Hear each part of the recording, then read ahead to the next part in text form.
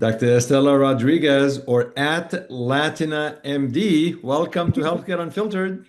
Thank you for the invitation. So honored to be here with you today. And I am a big fan, by the way, of all of your posts. And one day I need to get like a tutorial of how you do all of these things on Instagram. They're funny and fun, and you're able to match that piece with education. I love that. Yeah. So I actually have a teenage daughter who was so into Instagram. So I asked her to help me do some videos. And there's a lot of trends of people like using a song and doing a dance. So I thought, what a great opportunity to just like learn that and then talk about something like minorities in medicine, talk about lung cancer screening, because a lot of patients and people have fun scrolling through something that is not as dense as our clinic and our journals. Yeah, well, the problem is, Stella, if I'm gonna rely on dancing, I have no future right there. I mean, it's not gonna scale with me. But well, welcome. I really appreciate it. Um, Let's just maybe just get to know you a little bit. Maybe tell listeners and viewers who you are, where you practice, and maybe more importantly, what got you into lung cancer? Like, what was the story behind you becoming a thoracic oncologist? Thank you. So I am clinical research lead of thoracic site disease group at University of Miami, so the Sylvester Cancer Center in Miami. And I've been in lung cancer since I trained at the University of Pennsylvania under Tracy Evans and others. Corey Langer was in Philadelphia at the time. And at that time, all we had was chemotherapy plus minus Avastin and erlotinib for people that we didn't even do testing for. There was a trial, BR21, that we would just try erlotinib to see if people would respond. And obviously, forward many years back, a lot of people, I think I was the only fellow interested in lung cancer at that point because most of our patients will really get chemotherapy, progress, go to hospice. And it wasn't an interesting. Now it's a very sexy, especially. Yeah. We have a lot of fellows who are interested in lung cancer, but rightly so. Like we have so many new drugs, like third generations of some targeted therapies that have really allowed us to move the needle in survival and hopefully more cures in lung cancer, which we've never seen before. And you're 100% lung cancer and you do clinical research, so you're not lab-based scientists and you do teaching and education and so on. Um, so Stella, recently the World Congress on Lung Cancer or World Conference on Lung Cancer concluded. I hope you had a great time in Barcelona. I was like, I was living vicariously through all of my thoracic oncology friends, all of the pictures. So Yes, yes, yes. certainly a great city to be at. Lots of information, lots of data, and I want to try to provide some coverage to the data from there. But I have to ask you a question. So lung cancer is the poster child of cancers that we first learned the importance of sequencing, next generation sequencing to identify targets. Is this happening right now better? Are all the patients what you're seeing in the community and academia undergoing sequencing? Is it happening in early stage, late stage? Tell us a bit on the status of that. And from there, we're going to go into WCLC.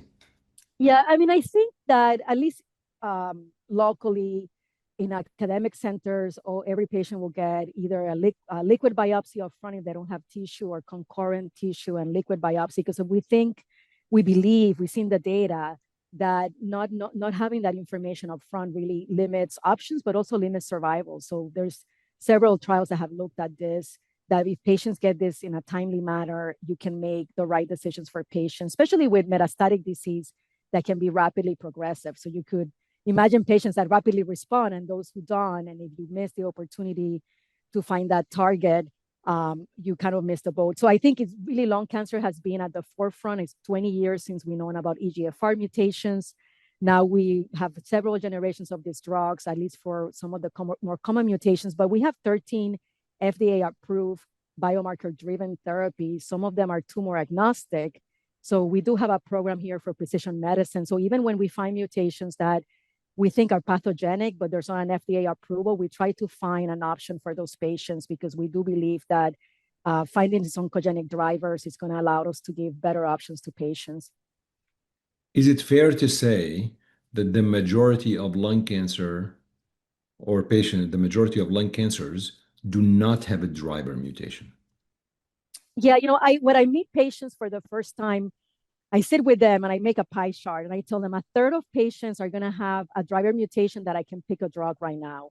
Another third are going to have tumors that are very sensitive to immunotherapy, and everybody else today I use chemoimmunotherapy. But in that pocket of people that I give chemoimmunotherapy, there are probably several future options that we don't have yet, of targeted options that we don't understand today. So I think you're right, the majority of patients today we treat with either chemoimmunotherapy or immunotherapy. There's only about a third of the patients that I will say we have an effective first-line targeted option, but that may change in the future. I think we're moving the needle. We know that over half of cases and more will have a driver mutation. And does everybody get tested? It's very variable by insurance, by part of the country, rural versus urban centers, distance to academic centers. I do think that if you look at some of the Tempus data, one of the companies that does testing in the whole nation, the numbers are going up. Like it used to be half of the patients will get tested. I think in some centers it's now up to 70% of all tumors get tested frontline. And why it's so important for patients to also be their own advocates. I think that patients sometimes get very sick and they're very eager. They waited to see a doctor for a long time. So now to wait longer to get this information makes people make decisions about, let's just do chemotherapy. But I really think that this information puts you in the right track with better outcomes. So patients need to get, and liquid biopsies have made that possible. We meet patients, and even when they're sick, you can wait another 7 to 10 days for that information to come in. And when you say 70% or more, you're talking late stage disease or just all comers?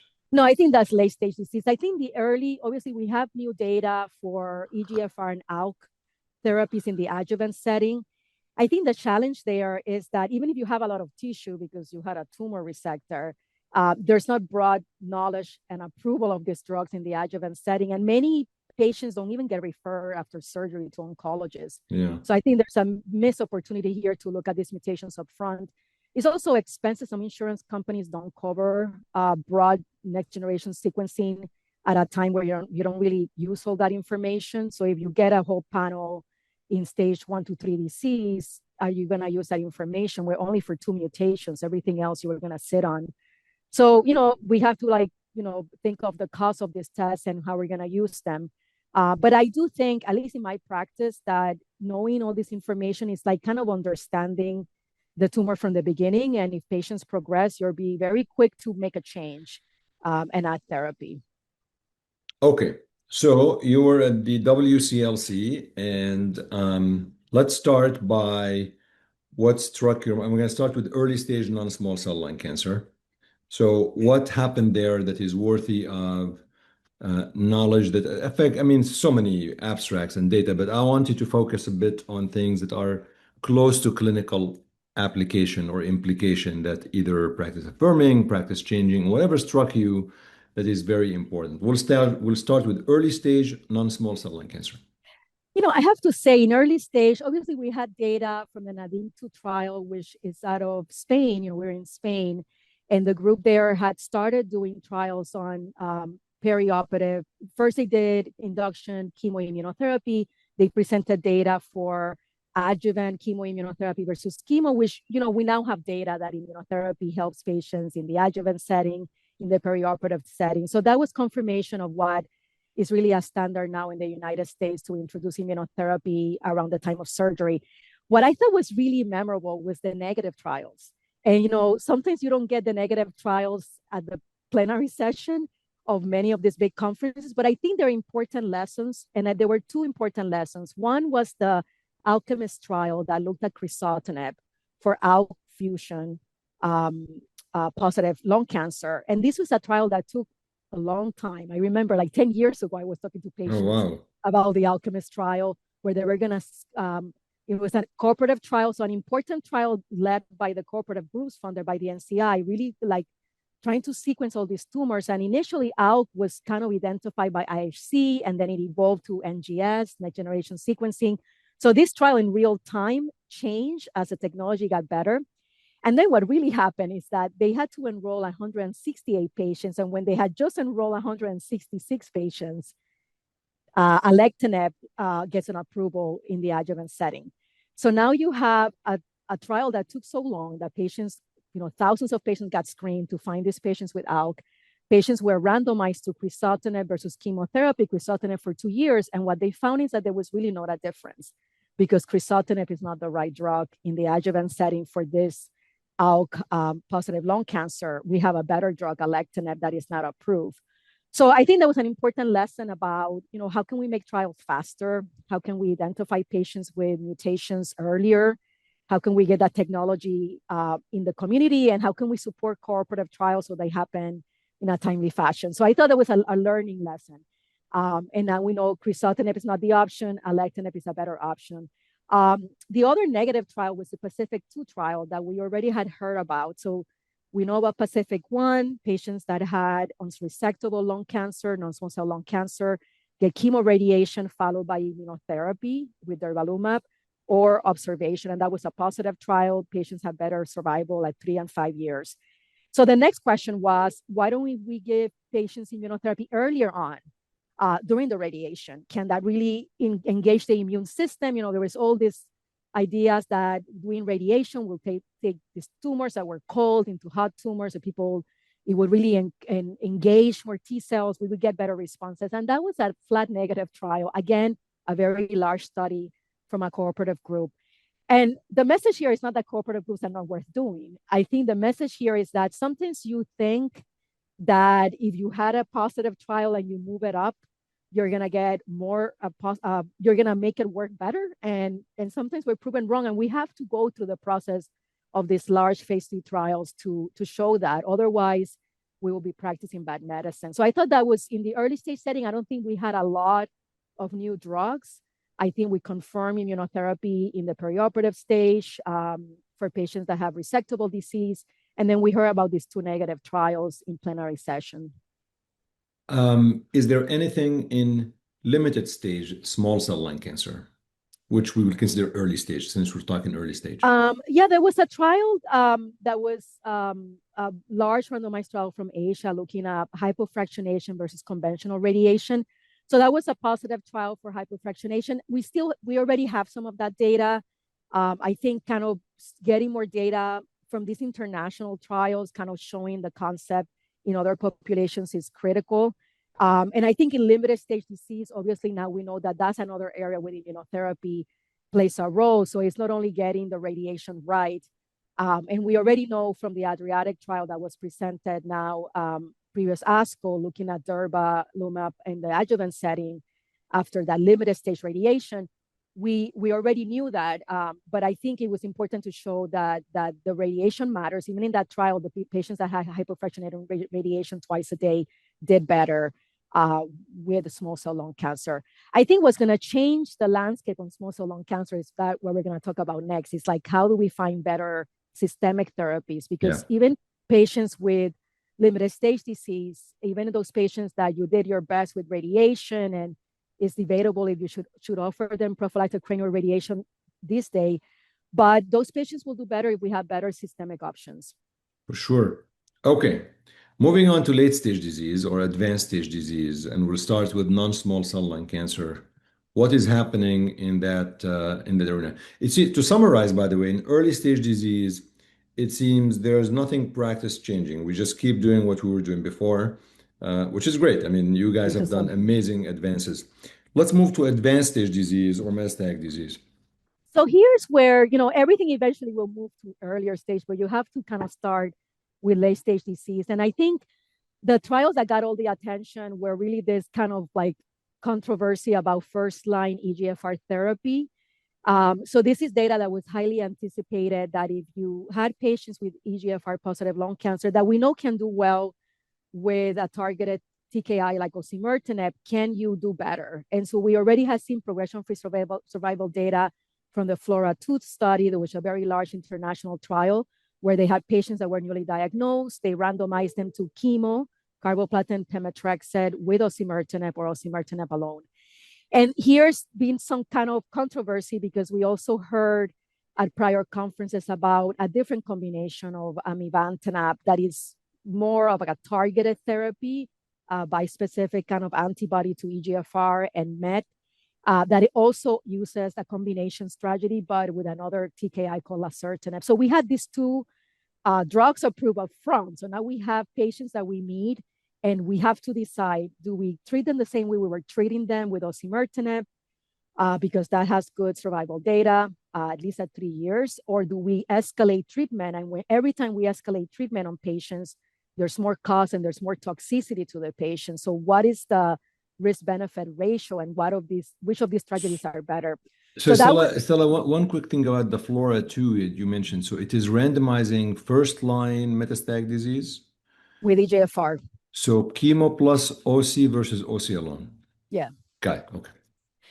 So the idea here is that, can you move the needle for those patients? So what we learned from the FLAURA2 trial, and obviously that was one of the plenary sessions, is that there's an overall survival advantage for really adding chemotherapy upfront for these patients. And it's interesting to see where the survival advantage is and what's the magnitude of the advantage. So they show data for 4 years, and there was definitely more patients alive at 4 years that have started with chemotherapy. There's an absolute median survival advantage of about 10 months. So from 37 months with osimertinib alone to 47.6 months with the combination with chemo. Now, that's the survival you see later. A lot of the differences are not seen in the first year. So when you meet patients that are newly diagnosed and you think of the last patients you treated in the last 3 years, because we've been using osimertinib for a while now, and you've seen that these patients go home with a pill, they get to see you every 3 months, they don't worry about their cancer a lot. Now you're bringing them in for chemotherapy every 3 months. So you have to make the case that that is going to be better for patients. So that data confirmed that definitely for patients who can tolerate chemo, it is a better strategy. Patients that have brain mets have better responses. Patients that didn't have brain mets have less brain mets. And also people live longer, which at the end of the day, most of the patients that have EGFR positive lung cancer are younger.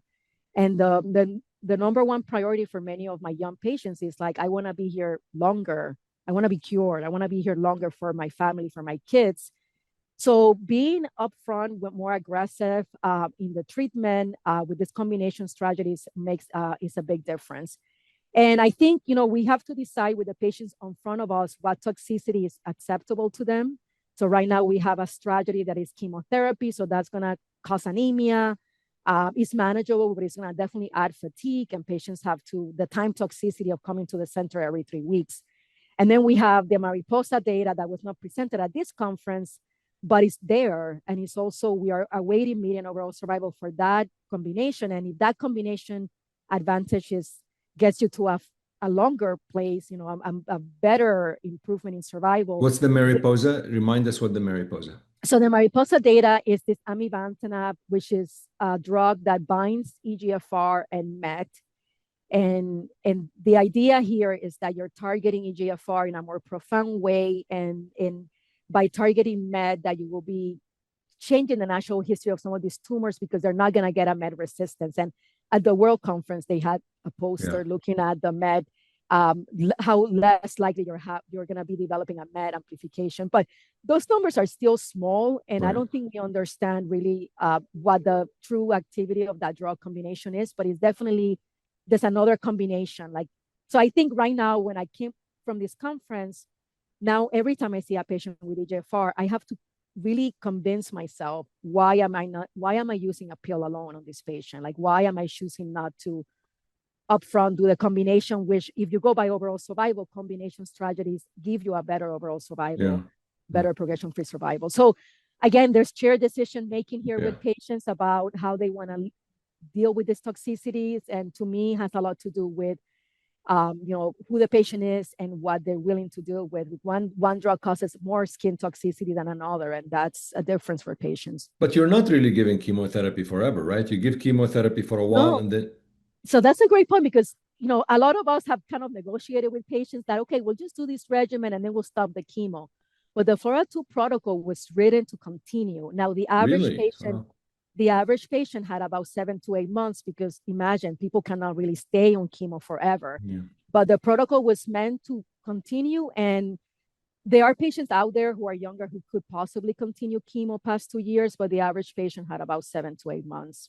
Not surprisingly. Yeah. Does it matter the type of chemotherapy you use, or just like any platinum type doublet? No, the only reason why patients were able to tolerate this is that we were using a backbone chemotherapy that is broadly used.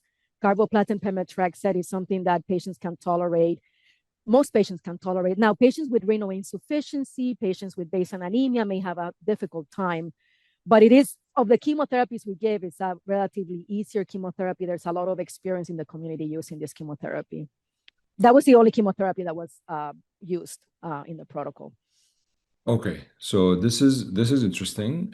Yeah. What else in advanced stage non-small cell lung cancer? So advanced stage, there was a trial that was two other presentations. One was the ARROS-1 protocol. So we have also known about ROS1 fusions, which are very rare. I mean, I think when we talk about EGFR, depending on what part of the world you are, you're talking about in the United States, about 15% of all patients. If you lived in the coast where there's more Asian populations, that numbers are higher. In Asia, they're much higher, like up to 50% of adenocarcinoma. So there's a whole variety of how much EGFR you're going to see, but at least it's not the most common thing we see. ROS1 is even less common. That's about like 3% of all of lung cancers. Now, if you practice lung cancer only like I do, you're going to have several patients that have gone through these therapies. And right now, we have more drugs than patients with ROS1 fusion because we are seeing next generation drugs. So one of the next generation drugs that was presented was the ARROS-1 protocol, and that was presented by Dr. Dillon. And I will share with you that was kind of anticipated because this was kind of like, to me, like a designer drug. They were looking to offer patients drugs that had less toxicity, especially less NTRK inhibition. So this drug was developed with less NTRK inhibition. And the idea here is that patients will have better responses, which they did, sindasatinib. And they were able to respond in the brain. They were better to have better responses up front when they were treatment naive. So we're seeing the same message that we get better at developing targeted therapies once we learn about the generations before. And the generations before are, now we have like 4 or 5 drugs for these patients. And I think we'll have to see not only the responses are up to like 80% in some of these trials. So it's not only the response, but like the toxicity for these patients that matters. And that's why I thought that data was important in the early stage. They also presented data for ivonescimab, which is a different drug, also using EGFR. And that got a lot of attention in prior ASCO compared to pembrolizumab as a competitor, because it's a bispecific antibody of VEGF and PD-1. So now you're using immunotherapy with VEGF inhibition. And that trial, I cannot do it service because it was really looking at patients that had progressed on osimertinib. So that EGFR patients who progressed on osimertinib, they already had data that using this drug with chemotherapy was helpful for patients in Asia. So they had a broader trial that included a US population, and the trial barely like missed the significance by, it was like p-value of 0.54 or something. So it was very frustrating because there are patients who responded to this drug. We actually had that trial here, and there is I thought it was a good proof of concept that immunotherapy can be delivered. The discussant to this talked a lot about how maybe it wasn't the immunotherapy but the VEGF inhibition that made this drug combination work. But I do think that we'll hear more about this drug, and we look forward to having an option that introduces immunotherapy, which is currently not used in EGFR positive lung cancer. So those were kind of like the targeted therapy advanced abstracts that got a lot of attention. I do think that small cell, I think, got a lot of my attention. We're gonna get there. We're gonna get there. So there's nothing happened. This is really in non-small cell advanced stage. You think we covered it all? Yeah, I think for the most part, because there was no another frontline therapy that we were anticipating. So we were anticipating the data of osimertinib with chemo, FLAURA2, and that was a positive trial. We were anticipating this idea of immunotherapy with VEGF inhibition for patients that progress on osimertinib, and that was a positive response, but not positive significant trial. But the chemotherapy that we use now frontline is not changing. I still think we have we have like 80 immunotherapies in the market. We have chemoimmunotherapy. The only thing that has changed for me in the last week is that we have different sub-Q formulations of these immunotherapies, but the actual combination of chemoimmunotherapy, those decisions are the same. Interesting. Anything happening in frontline non-small cell lung cancer patients who are of squamous cell histology, I guess? I'm just trying to think because what you shared with us, the EGFR That was all mutants, adeno. Yeah, that's adeno. adeno Yeah, EGFR, anything happening there, or is it gonna? I think it's too early. I mean, I think there's a lot of promise for antibody drug conjugates in that setting. Yeah, And there are several that are in phase 1 studies, either HER3 ADCs that are showing even responses in squamous. So I don't think right now we have a next winner. They definitely don't have a new targeted therapy for squamous. We're still using platinum-based chemotherapy with immunotherapy for those patients. got it. Okay. Going back to small cell, I know you're excited about it, but before we go to extensive stage, in early stage small cell or limited stage small cell, at least I was taught when I was a resident and a fellow that we do prophylactic cranial irradiation. Is this still happening in 2025, or is it like kind of like, optional? You just discuss it and Yeah, so it is, there is a national cooperative trial called Maverick that is trying to answer this question prospectively because the data that got us to use prophylactic yeah, cranial radiation is really older data, and yeah, it wasn't, patients were not well followed. And I think what has changed is that MRI technology is so readily, at least in the United States, MRI technology is so available. We have SBRT, gamma knife radiation. I remember when I was a fellow, people had to travel miles to a big center to do this. And now in our community, we have many people who can do SBRT to the brain. So there's a lot of access to this local therapy. So we're moving away from PCI because it does cause more toxicity. I think if there was a patient I will talk about, it will be a patient that you were going for the best cure up front, which will be limited stage small cell lung cancer. I think in extensive stage I'm you're very not hard doing it. pressed. I'm not doing it. You're not doing it. I'm adjusting the microphone here Yeah. to make sure that our voices are well heard. I have this like fancy microphone that, because I'm thinking the success of the podcast has to be microphone dependent, right? Yes. All right, extensive stage small cell. What's happening there? So here there's a lot that has happened in the last 2 years. I think that, we had traditionally had only carboplatin etoposide or cisplatin etoposide for the last 20 years. Then we got a few years back immunotherapy, atezolizumab, the Empower trial, and then the Caspian trials were the first trials to show a slight improvement with adding immunotherapy to that chemotherapy. But that still, most patients fell short. Like we were not moving the needle. And there's a lot of excitement. It started with the bispecific T-cell engagers. We had tarlatamab, a first in class in small cell. So here you talk about the first bispecific T-cell engager in solid tumors was approved for what is the less common lung cancer for us here in the United States, but really a very difficult cancer to treat. So a lot of excitement that these drugs are getting patient durable responses with some new toxicities that we're learning.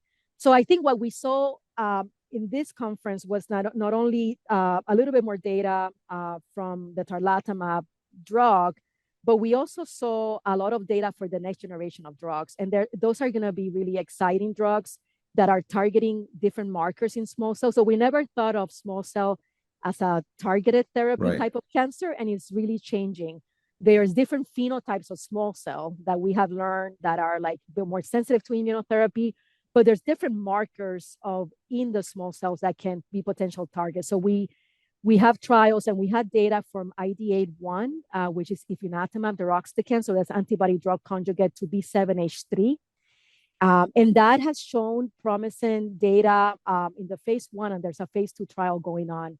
And that probably will become the first in class for a B7H3 ADC with responses of like 48%. And these are patients who had chemotherapy, immunotherapy, and progress. And they have now a phase 3 trial where patients are going to be randomized to the next chemotherapy, either topotecan, lurbinectedin, or this next antibody drug conjugate in the second line setting.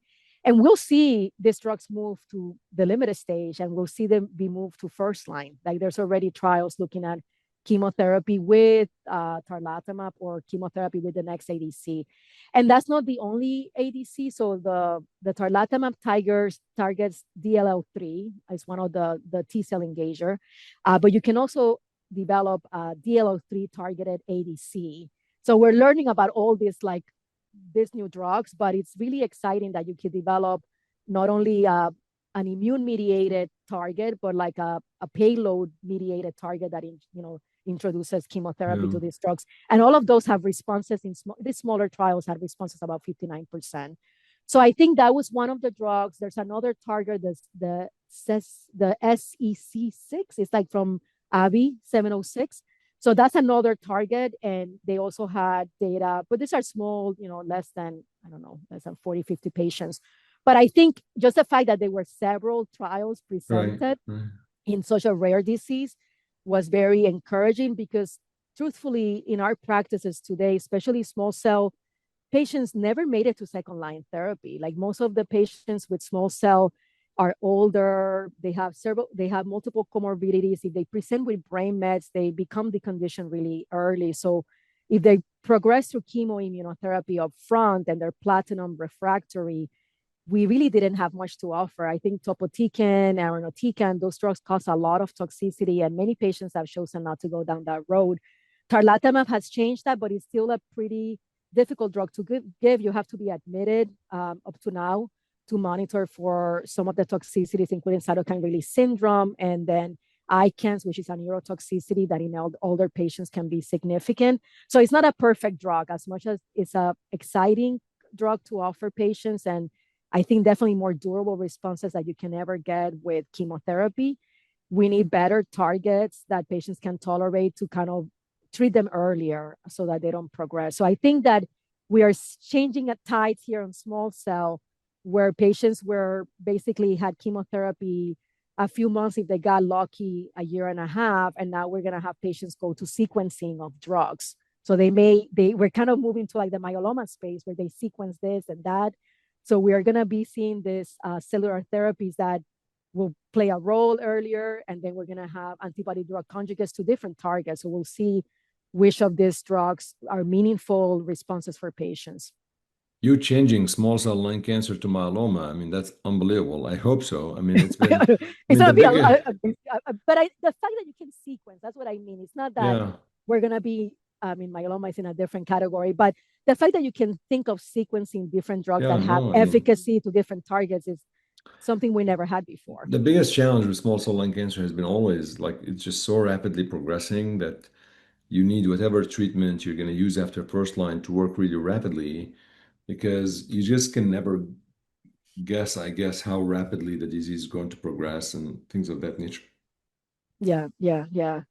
And then we couldn't have a conference without artificial intelligence.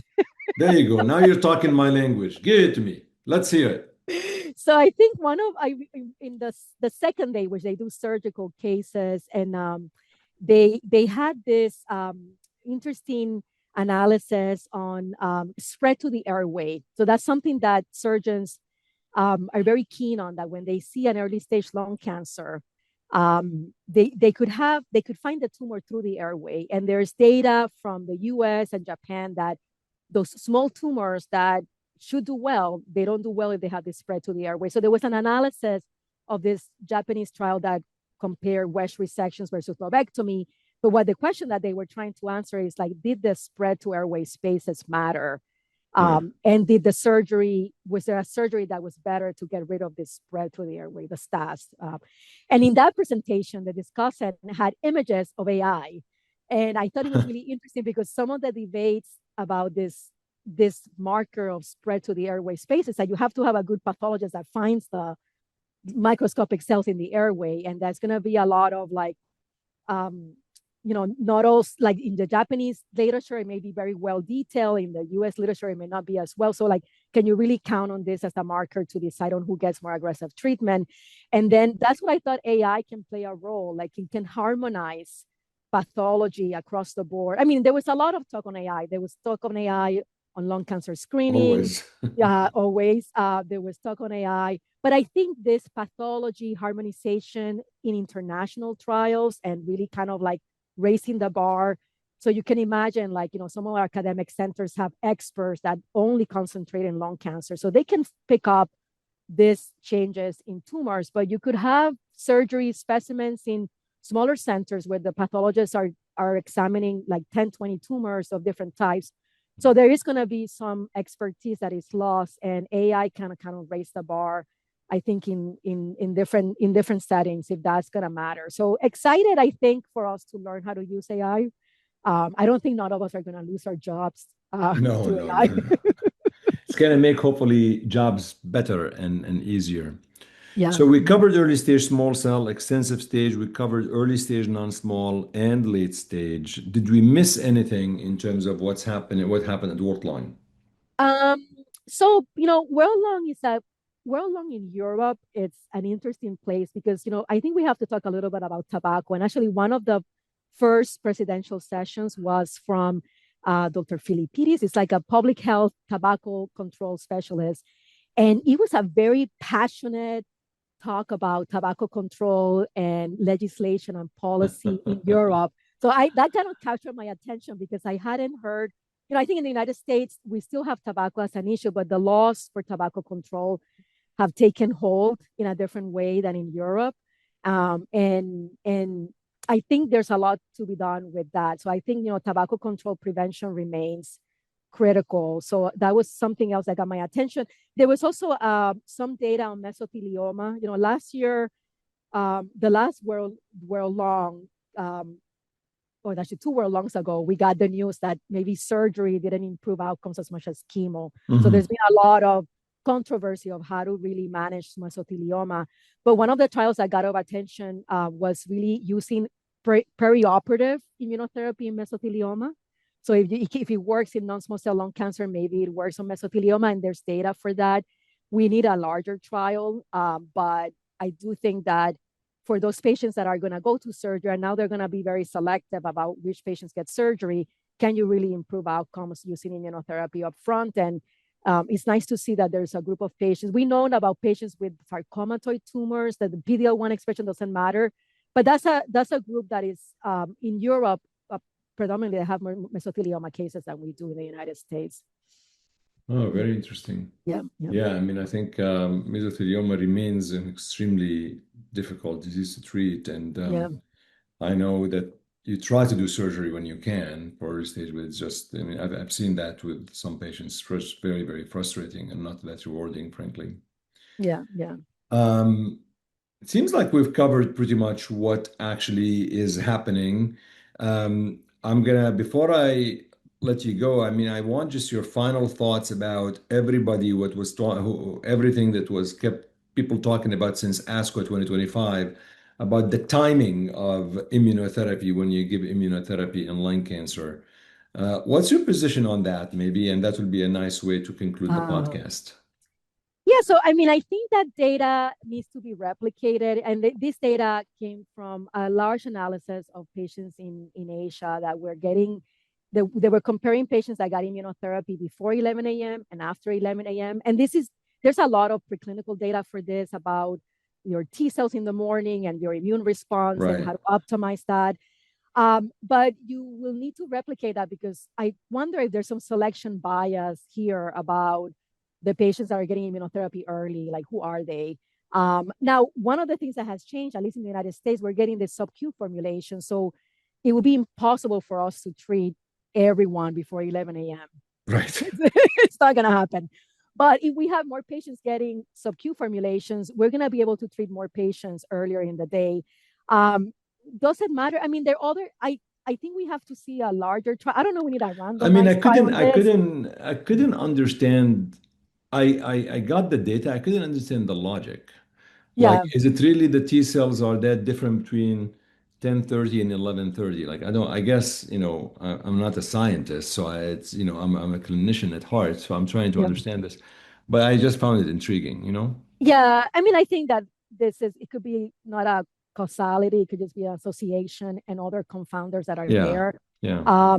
And I also, one thing that I learned after interacting with some of our colleagues in Asia is that in China, for example, a lot of patients get admitted for treatments to the hospital, like they come from far. So maybe there's a different type of patient who's getting treatment like at 6 in the morning in a hospital versus a patient who's coming later in the day. So we don't really know what that's about. But I haven't had a lot of patients that want to come that early, but if they do, we try to accommodate them. Dr. Stella Rodriguez, thank you so much for coming on with me, and Thank you. really appreciate it. This was extremely helpful. Thank you so much for the invitation.